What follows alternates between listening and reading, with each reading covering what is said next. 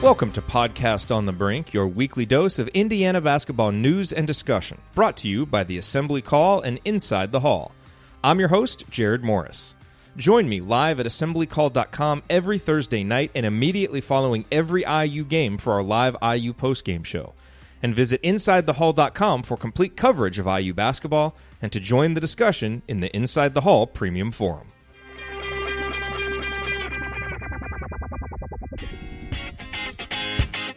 Welcome back, everybody, to another edition of Podcast on the Brink. We're on a bit of a irregular schedule. Last week we didn't have an episode, but this will be the first of two episodes this week. And excited to be joined by Corey Evans, who covers basketball recruiting for Rivals.com. Corey, welcome back to the show. Thanks for having me back. I appreciate it. So, obviously, this time right now is different for a lot of people, especially somebody who covers college basketball recruiting like you do. Normally, I think around this time you'd be preparing to get out to the NBA Top 100 camp and getting ready to go out on the road in July and watch a lot of players. How has this whole situation with the pandemic changed how you do your job and you know, what kind of feedback have you gotten from coaches and players who I'm sure you talk to a lot about kind of what the situation just in general? I think none of us really know what to do specifically, right? I mean, we're all imagining the proper ways to get our job done the most effectively, efficiently. It's made me a much better evaluator watching film. I like to be there. I like to have the feel of the game in person. Of course, that has not been allotted this spring. So it's been more about watching a lot of film, making the proper phone calls, establishing the proper relationships and also developing those prior relationships so that what I'm seeing is legitimate or not legitimate. But it's all a guessing game at this point because we don't know the dominoes that might be unfolding, now and down the road because of all this time of the COVID. In terms of the long-term impact of not having April evaluation periods and July evaluation periods, and I think it's still kind of up in the air what's going to happen in the fall. But who does this impact the most? Not having these opportunities? Is it the mid-major to low-major kids who maybe aren't getting seen? Is it the schools who maybe didn't do the work they should have back during the high school season, and now they're kind of trying to play catch-up because they were planning to be able to watch a lot of guys in the spring and the summer, and that they're not going to have that opportunity? Who do you think just overall the situation impacts the most?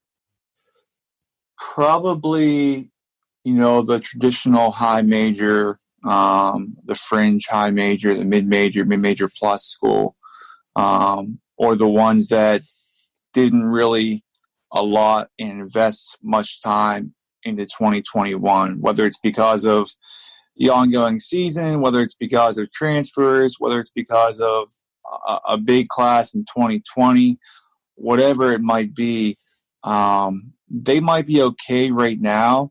But for the most part, as the summer progresses, as kids commit, that recruiting board of theirs still stays somewhat the same in quantity perspective, because if they're finding newer players that they can throw on their board and recruit.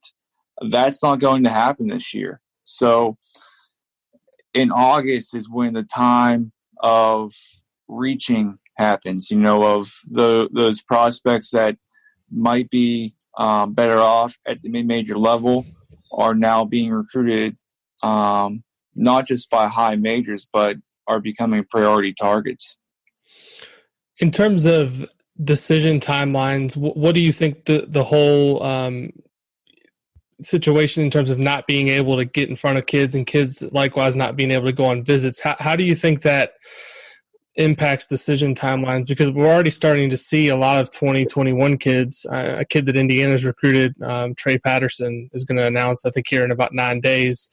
And he's obviously not going to go wait and have a chance to take more visits. I know he did take some junior year official visits, but do you think this is going to maybe slow down the process for many guys, or do you think just kind of the uncertainty and not knowing when things are going to be quote unquote normal again is just going to force some guys to just go ahead and make a decision and get it out of the way?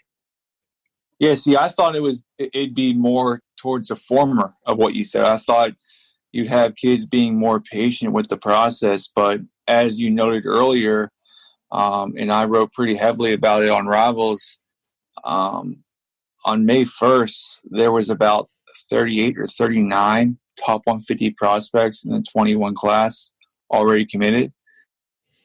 And at the same time, the year prior, for the 2020 class, there was 9. So it's pretty amazing how quickly some of these juniors were to committing. We hit a bit of a lull in May, but as you just stated again with Trey Patterson and a couple others, it's starting to pick up again. I think it's a matter of kids are seeing that there might not be a travel season to really enhance their recruitment. And because of it, they might be getting tired of this recruiting process and just want it to end.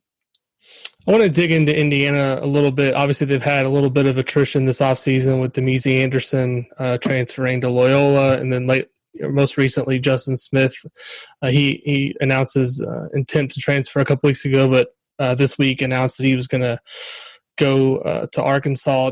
What do you see with both of those guys in terms of the fit at the new school? The Justin Smith one was a little surprising to me from the standpoint of, he did lead Indiana in minutes last year, and I thought obviously had every opportunity to have a significant role all 3 years. Demezy, a little bit different in that he was kind of buried on the bench in terms of the depth chart and may have never really gotten a chance to show what he can do. I mean, what do you think of the fit for both of those guys at their new schools? Yeah, for Demezy, that's someone that coming into Indiana, he was a more of a reputable jump shooter. Really didn't get the chance to show that off. I don't think he ever made more than a fourth of his 3-point shots in either of his seasons at IU. But at the next level at Loyola, I think he has someone that could be a major mismatch in the front court, can play either forward spot and kind of get back to being a consistent jump shooter. I think he could be an all-league performer down the road if the right opportunities are presented. But under the restraints of Porter Moser, he's done a good job, of course, with guys of his mold. So I could see that working out well. For Justin, yeah, definitely some surprise there. Surprise on my part, surprise on fellow coaches' fronts as well. They really didn't see it coming. But, if you're going to go to a program as a transfer, Eric Musselman has definitely shown that he is one of the better ones for that. How that all plays out, they're bringing in multiple guys, Jalen Tate, Vance Jackson, as transfers this offseason. They're bringing in a top 25 recruiting class, and also a top 50 wing prospect from the state, Moses Moody. So, yeah, I'm not sure how the minutes will be handed out there, and what position Justin Smith might play. So definitely an intriguing one when you talk about fit going to Arkansas. But again, Eric Musselman's background with guys in his mold does work out well. In terms of what Indiana has coming in for this coming season, obviously they had a 3-man class, and now it's a 4-man class with Christian Llander moving up from 2021 to 2020. That obviously gave the national ranking for the recruiting class in terms of the team rankings a pretty big boost. I think Indiana, last I looked, was 13th in the Rivals rankings, which is a really good class. Overall, just how do you think, they've got, I think, 7 players returning, and all of them played significant roles. I think 4 or 5 starters are back, even at, with the departure of Justin Smith. What do you kind of feel like this class is going to bring to Indiana next season? A lot of depth. I think people believe that Christian Llander is going to be their savior. I'm not downplaying Christian whatsoever, but I think people are also underestimating the abilities of Robert Finney and even Armand Franklin in the backcourt. And Christian Llander is someone that, is probably one of the quickest players in all of college basketball in rolling, and is a capable jump shooter. So with a star talent like him and, Trey Galloway, Anthony Leal, I'm not sure if there is star potential in either of those two, but there definitely is a lot of intangibles that those two in-state prospects bring to Bloomington. And then Jordan Geronimo is a high upside guy. I mean, that's the one that in 5 years from now, if there's a pro at that spot, it's Geronimo. He's definitely a late bloomer, but he's someone that, with having Brink and Jerome Hunter and Trey Jackson Davis there, Geronimo can be brought along slowly and properly, and in due time could definitely outplay his ranking.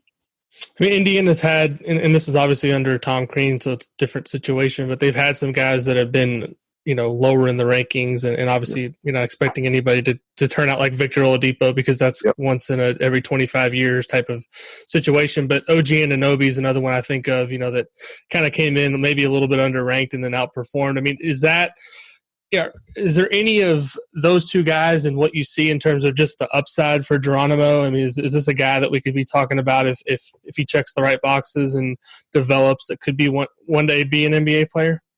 It's funny. It's I was texting Arch at the same time this time last year about Geronimo, and I said he reminds me of OG, and I guess that was enough to kind of push it over the ledge for an offer, whatever it might be. But that definitely was the comparison that I saw, and that was before he even committed to Indiana. You talk about a guy that's 6'6" with a 7-foot wingspan, an uber athlete, and it's just touching the tip of the iceberg with what he can do on the basketball floor. If there is one of those kind of guys in the 2020 class, Geronimo is probably one of the select few that can be that good. I want to go back to Llander for a second, because you made an interesting point, and I've seen this a lot. I've been covering Indiana for 13 years. We saw it with Romeo Langford. He's obviously a different level prospect, I think we can agree on, than Llander. He was a top 5, top 7 guy, whereas Lander's maybe at the lower tier of the 5-star. But people see 5-star and they think immediate impact, one and done, a player that's going to come in and dominate. There's not a lot of point guards who reclass up and then just come in and dominate. What are the challenges going to be for Llander to come in and make a huge impact as a freshman? Because as you said, he's going to have to unseat, if he wants to start, he's going to have to unseat Rob Finney, who's, in my mind, a pretty good player. And there's obviously some other guys on the roster too that aren't just going to roll over and say, here's the minutes. So what are the challenges going to look like for Llander to come in and make a pretty big splash from day one? Yeah, I think you have to realize this is a legitimate 2021 prospect. I mean, does not turn 18 years old until August, I believe. From a physicality perspective, that's probably the biggest dilemma right now, is how does he handle the physicality of high major Big Ten basketball every night? And how does he handle being game planned against by, the top coaches in all of college basketball? And that consistency of being, quote unquote, the guy every night at that level, man, it takes a lot out of you mentally as well. So how does he withstand the rigors of that pressure of being that type of guy at Indiana under that microscope? That's probably the biggest question at hand. When you talk to players from around the country, I know Archie's done a really good job recruiting in-state, but what do you think the perception is from not just in-state players, but overall of the Indiana program? Because there's those 5 banners hanging in the rafters, but there's also the reality that, it's been over 30 years since this program won a national championship. And I saw a graphic yesterday from I think it was Fox Sports that was looking at, the most successful Big Ten programs in terms of wins in the last 10 years. And I think Indiana was 7th. So maybe a little bit of a disconnect between the prestige in the program and recent success. What do you think kind of the perception is from recruits on the Indiana program at this point in time? Yeah, I think it's getting back to where it can and should be. I think Archie and his staff are doing a good job of just spreading the word and, how great of a place it is nationally. But like you said, I mean, let's put this in the vantage point of, high school prospect. I mean, they're 18 years old, 17 years old, 2003. I mean, they don't remember the golden days, I guess you could say, of Indiana basketball. They know of it as a solid basketball program, but not within the upper crust and, the blue blood label, I guess you could say, somewhat of what it was 20, 30 years ago. So it definitely is an uphill battle. And the further away you get from that success, the harder it becomes, because as of now, it's why, these kids are growing up and they're watching John Calipari, whether it was him at Kentucky or at Memphis with Tyreek Evans and those guys. And they're watching Coach K and they're watching Roy Williams. And, 5, 6, 7 years later, when they're old enough, that's all they know. And that's probably the reason why you're seeing a program like UCLA have trouble sometimes recruiting. But I think Archie and his staff are doing a good enough job to kind of get it back in the right gear. What do you think of just the job overall he's done? Obviously, he's recruited really, really well. This will be his 4th season. I think we can both agree that they were going to make the tournament last year had it taken place. I mean, do you feel like it's kind of on track based on what your expectation was when he took over, or do you think it's ahead of schedule, behind schedule, and just overall, how do you view like what he's been able to do so far? Yeah, we're in a position that we can't really be biased, but right. I thought when the Indiana job opened, I thought once Archie got the job, and knowing him and his background, I thought he was the ideal candidate. Last year there was some worry on my part. Is if he's not good enough for the job, who is? Just knowing how he's built and how he's wired, and I think we finally saw that come through fruition this past season. I know it didn't really lead to a tangible NCAA tournament berth, but we all know it was going to happen. IU fans, they want immediate success like most do, but I think Arch has really built this program the right way, with the proper fundamentals and the right foundation. And now we're looking at a team that could come back and, compete for a Big Ten title and also a high seed in the NCAA tournament. And it's with the right prospects, with the right characters. And, I think it might have taken a little longer, but I think it's on track. I want to get into some of the 2021 kids to close out. But before we get there, I do want to ask you a big picture question just on the Big Ten. And as somebody who's grown up watching Big Ten basketball as long as I can remember, and I was there in the stands in Indianapolis when Michigan State won the championship in 2000. And to think that this conference hasn't produced a national championship since then. And I go back and, I've asked a lot of people these questions, but, you look at the recruiting rankings every year and the Big Ten's not really getting the cream of the crop every year. Maybe 1 or 2 McDonald's All-Americans a year, not getting the 5-star players like the SEC, the ACC, the Big 12. Why do you think maybe the Big Ten has fallen behind just from a recruiting perspective? And how do you think that correlates to not having that national championship now for 20 years and counting, really? I think it all comes down to demographics, honestly. I think it's where the talent is. And the talent right now is down in the South for the most part. It seems like every year we're talking about how the state of Indiana and the city of Chicago, and even Ohio is down for talent. And after a while, maybe it's just like this is the new normal. And every year we're talking about how great the talent is, and in Texas and in Florida and in Georgia. So maybe it's just where the talent is. And as well as it's a national championship that goes a long way.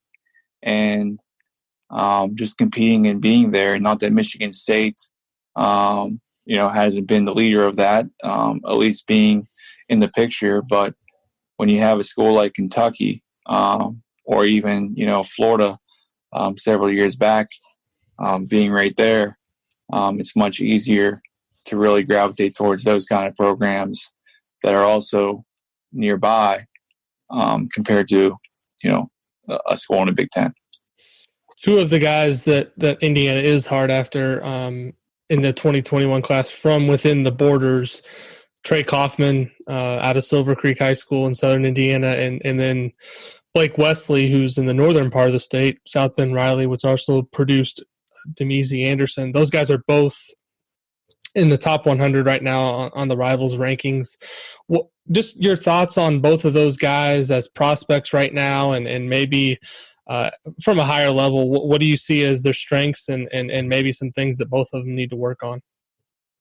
Yeah, with Wesley, he's a long and slender two guard that, is a confident scorer, shooter, shot maker. He's definitely someone that Arch and his staff have their eyes on. And they definitely want a good size scoring wing, which fits, the mold perfectly. I just think it's more about consistency with him and strength and just proving it maybe at the highest level, which, we were really hoping to see on the travel circuit this spring and summer. So unfortunately, might not get that chance, but there definitely is a lot of value with a guy like Blake, and, there's reason why, schools like, Ohio State, Notre Dame, and Purdue and Butler are all over him as well. Kaufman's, again, similar to Wesley with a need and feeling that need. They want that new age, skilled four-man, and that's what Trey Kaufman is. He's Mr. Indiana, brings a lot to the floor, and it just – I don't know if he's great at anything, but he also has no weak spots in his game, and that's why you have, Virginia and Xavier and Louisville and Purdue as well, and even Kentucky showing some interest there, and Texas A&M just offered today. So it's why he leads national recruitment, but it's also why I think Arch and the staff made him a priority, probably the greatest alongside Christian Llander as 21 prospects, and why I think Indiana is probably the team to beat. Yeah, you wrote that a couple weeks ago, I think, in one of your. It was one of. It's interesting. Every time you do one of those Twitter Tuesdays, it seems like Indiana fans are sending something in. Yep. It's the passion and just the interest in the program. But with Kaufman, I mean, how important do you think overall he is for Indiana to get in that 2021 class? Because they've already got a pretty good start with Logan Duncombe out of Cincinnati, but to add him, I feel like would solidify maybe their front court for the foreseeable future. Yeah, they really hit on a lot of their targets in 20 in the guard, in the backcourt spot, and I think the front court is a priority. And getting Logan was definitely a step in the right direction. But Trey he's number 1, 2, and 3 right now. He's definitely a major priority at that 4 spot alongside a guy like Trey Patterson. But Kaufman is, he checks all the boxes, right? I mean, he's exactly what they need from a prospect standpoint, and the fact that he's an in-state guy that has all the pedigree, a lot on the intangibles. He's exactly what Arch looks for at that spot. Are there any other 2021 names that have kind of caught your eye from an Indiana perspective that you think would be maybe not necessarily guys that they're really in on or pursuing, but you look at and say this guy would be a good fit, or somebody that looks like could eventually be someone that they take a serious look at? Yeah, of course, like what we talked about, I mean, Trey Patterson is another name to know that is going to commit here in a week or so, already taking an official visit to Indiana, but it seems more and more likely that Villanova is maybe not the favorite, but the team to beat as of now.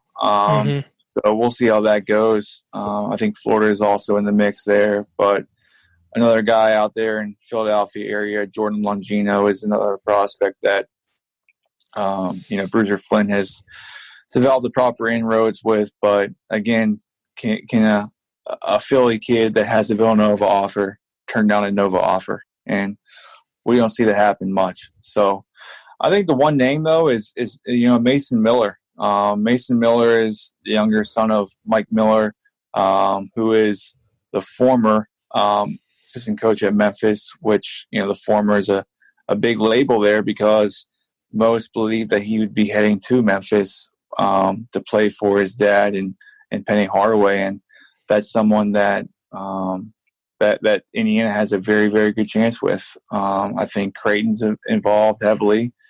And I also think that Ohio State, a school that he already visited back in the fall, is in there. But, Tom Ostrom has a great relationship with Mike Miller dating back to his days, as I think a manager, maybe a GA at Florida. He was a video coordinator and like an administrative assistant when he was there. There we go. So they definitely laid the proper groundwork there. And I thought they had a chance even with Mike at Memphis. And now that Mike is kind of relieved himself of those duties on staff there, I think IU is definitely a program to watch, especially if, Trey Kaufman decides to on a different school. Is it fair to say, just in terms of, it was obviously a different under Crean where there would be a ton more offers extended. It was hard to keep up with it sometimes, but I'm not saying that's the wrong approach or anything, but it was, there was a lot more. You look at just kind of the databases on the various recruiting sites, Indiana was offering a lot more kids. Is it fair to say that this staff keeps a little bit tighter list on guys that they're really after and a smaller board? And is there an advantage to that from a recruiting like strategy perspective to just hone in on guys? And I guess maybe the downside to that could be if you don't hit on a couple of them, then maybe you're scrambling to kind of fill the gaps. Exactly. There's some pros and cons to both sides, right? The con is the downfall is if you miss, man, you're going to be playing catch up. But the pro side of it is there's some value in that offer, and that offer means we want you, and it's kind of the mindset that Tom Izzo's taking at Michigan State. It's the mindset that John Beilein took at Michigan.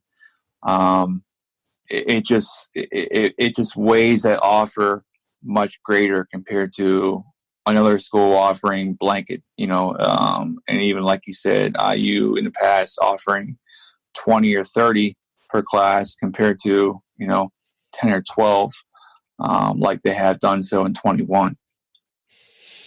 Corey, I want to get you out of here on this, and this may not be a quick question to address, so my apologies if it opens up a long-winded answer. But obviously, the G League option now has changed things a little bit in terms of these high-level prospects and where they may end up. But I think there's been a lot of misinformation on social media from maybe people that don't cover the game or the sport carefully, saying that it could be the downfall of college basketball. And I think they're quick to forget that there obviously was a time where guys could go straight to the NBA and college basketball was just fine. Do you think this is going to damage the game in any tangible way, or do you think this is just something that's going to happen and college basketball will adjust? My personal opinion is if it takes 5 or 10 guys out of the pool every year and eventually, maybe it takes more out if they change the rule and let guys go directly to the NBA. But, Indiana fans, Kentucky fans, Kansas fans, North Carolina, Duke, they're still going to watch their team play because